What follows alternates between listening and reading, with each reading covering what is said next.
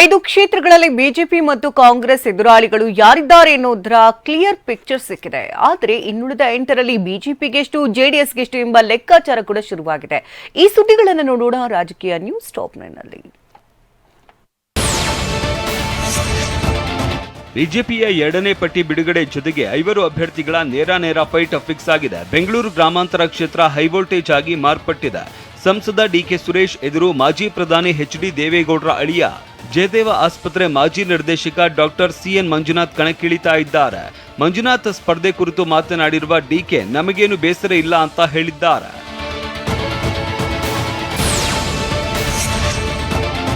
ಶಿವಮೊಗ್ಗ ಕ್ಷೇತ್ರದಲ್ಲಿ ಮತ್ತೆ ಬಿಜೆಪಿ ಕಾಂಗ್ರೆಸ್ ನಡುವೆ ನೇರ ಹಣಾಹಣಿ ನಡೆಯಲಿದೆ.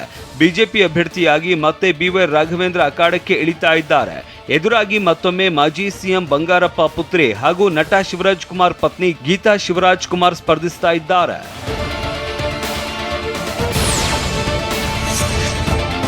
ಇಷ್ಟೆಲ್ಲದರ ನಡುವೆ ಹಾವೇರಿ ಕ್ಷೇತ್ರ ಹೈವೋಲ್ಟೇಜ್ ಕಣವಾಗಿ ಬದಲಾಗಿದೆ. ಯಾಕಂದ್ರೆ ನೀವು ಪೋಷಕರಾಗಲು ಕಾಯುತ್ತಿದ್ದೀರಾ? ಚಿಂತಿಸದಿರಿ. ಓಯಾಸಿಸ್ ಫರ್ಟಿಲಿಟಿ 90,000 ದಂಪತಿಗಳ ಜೀವನದಲ್ಲಿ ಸಂತೋಷವನ್ನು ತಂದಿದೆ. 7825893601ಗೆ ಕರೆ ಮಾಡಿ ಅತ್ಯದ್ಭುತ ರಿಯಾಯಿತಿ ಪಡೆಯಿರಿ ಹಾಗೂ ಎಲ್ಲರಿಗೂ ಗುಡ್ ನ್ಯೂಸ್ ಕೊಡಿ.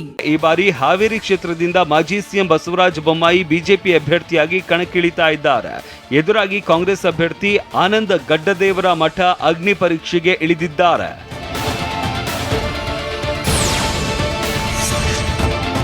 ವಿಧಾನಸಭಾ ಚುನಾವಣೆಯಲ್ಲಿ 2ನೇ ಕ್ಷೇತ್ರದಿಂದ ಸ್ಪರ್ಧಿಸಿ ಸೋತಿದ್ದ ವಿ ಸೋಮಣ್ಣ ಲೋಕಸಭೆ ಅಖಾಡಕ್ಕೆ ಧುಮುಕಿದ್ದಾರೆ.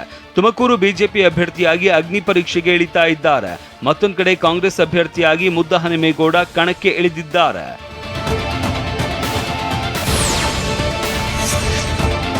ವಿಜಯಪುರ ಕ್ಷೇತ್ರದಲ್ಲಿ ಬಿಜೆಪಿ ಅಭ್ಯರ್ಥಿಯಾಗಿ ಮತ್ತೆ ಹಾಲಿ ಸಂಸದ ರಮೇಶ್ ಜಿಗಜಿಣಗಿ ಸ್ಪರ್ಧೆ ಮಾಡ್ತಾ ಇದ್ದಾರೆ.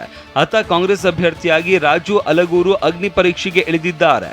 ಒಟ್ನಲ್ಲಿ 5 ಕ್ಷೇತ್ರದಲ್ಲಿ ಎದುರಾಳಿಗಳು ಯಾರಿದ್ದಾರೆ ಅನ್ನೋದರ ಕ್ಲಿಯರ್ ಪಿಕ್ಚರ್ ಸಿಕ್ಕಿದೆ. ಆದರೆ ಈ 5ರ ಪೈಪೋಟಿ ಹೇಗಿರಲಿದೆ ಅಂತ ಕಾದು ನೋಡಬೇಕಿದೆ.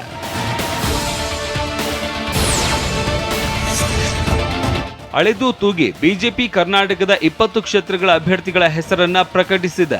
28 ಕ್ಷೇತ್ರಗಳ ಪೈಕಿ 20 ಕ್ಷೇತ್ರಗಳ ಹೆಸರು ಫೈನಲ್ ಮಾಡಿರುವ ಬಿಜೆಪಿ ಹೈಕಮಾಂಡ್ ಇನ್ನು 8 ಕ್ಷೇತ್ರಗಳನ್ನ ಬಾಕಿ ಉಳಿಸಿಕೊಂಡಿದೆ.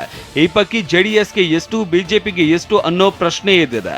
ನಿನ್ನೆ ಮಾತನಾಡಿದ ಜೆಡಿಎಸ್ ರಾಜ್ಯಾಧ್ಯಕ್ಷ ಕುಮಾರಸ್ವಾಮಿ 3 ಕ್ಷೇತ್ರ ಬಿಟ್ಟುಕೊಟ್ಟಿದ್ದು ಹಾಸನದಿಂದ ಪ್ರಜ್ವಲ್ ಸ್ಪರ್ಧೆ ಮಾಡ್ತಾರೆ ಎಂದಿದ್ರು.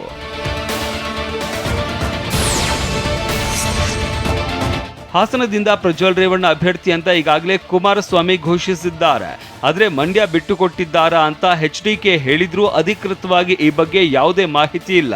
ಹೀಗಾಗಿ ಟಿಕೆಟ್ ನಿರೀಕ್ಷೆಯಲ್ಲಿ ಇರುವ ಸುಮಲತಾಗೆ ಮಂಡ್ಯ ಸಿಗುತ್ತಾ ಇಲ್ವಾ ಅನ್ನೋ ಪ್ರಶ್ನೆ ಎದ್ದಿದೆ.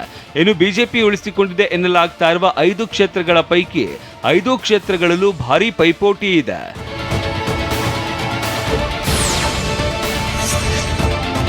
ಬಿಜೆಪಿಗೆ 5 ಕ್ಷೇತ್ರಗಳ ಪೈಕಿ ಬೆಳಗಾವಿ ಲೋಕಸಭಾ ಕ್ಷೇತ್ರವು ಕಗ್ಗಂಟಾಗಿದೆ. ಧಾರವಾಡ ಟಿಕೆಟ್ ನಿರೀಕ್ಷೆಯಲ್ಲಿ ಇದ್ದ ಜಗದೀಶ್ ಶೆಟ್ಟರ್ ಹೆಸರು ಬೆಳಗಾವಿಯಲ್ಲಿ ಕೇಳಿ ಬರ್ತಾ ಇದೆ. ಕ್ಷೇತ್ರದ ಹಾಲಿ ಸಂಸದೆ ಮಂಗಳಾ ಅಂಗಡಿ, ವಿಧಾನ ಪರಿಷತ್ ಮಾಜಿ ಸದಸ್ಯ ಮಹಂತೇಶ ಕವಟಗಿ ಮಠ ಮತ್ತು ಮಾಜಿ ಸಂಸದ ರಮೇಶ್ ಕತ್ತಿ ನಡುವೆ ಭಾರೀ ಪೈಪೋಟಿ ಇದೆ.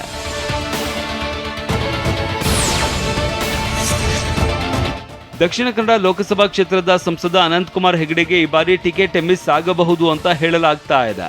ಇದರ ಜೊತೆಗೆ ಚಿಕ್ಕಬಳ್ಳಾಪುರ ಲೋಕಸಭಾ ಕ್ಷೇತ್ರದ ಟಿಕೆಟ್ಗಾಗಿ ಮಾಜಿ ಆರೋಗ್ಯ ಸಚಿವ ಡಾಕ್ಟರ್ ಕೆ ಸುಧಾಕರ್ ಭಾರೀ ಲಾಬಿ ಮಾಡ್ತಾ ಇದ್ದಾರೆ. ಚಿತ್ರದುರ್ಗ ಕ್ಷೇತ್ರದ ಹಾಲಿ ಸಂಸದ ಮತ್ತು ಕೇಂದ್ರ ಸಚಿವ ಎ ನಾರಾಯಣಸ್ವಾಮಿ ಕೈತಪ್ಪಬಹುದು ಎನ್ನಲಾಗ್ತಾ ಇದೆ. ಇನ್ನು ರಾಯಚೂರು ಕ್ಷೇತ್ರವೂ ಕೂಡ ಬಿಜೆಪಿ ಬಾಕಿ ಉಳಿಸಿಕೊಂಡಿದೆ.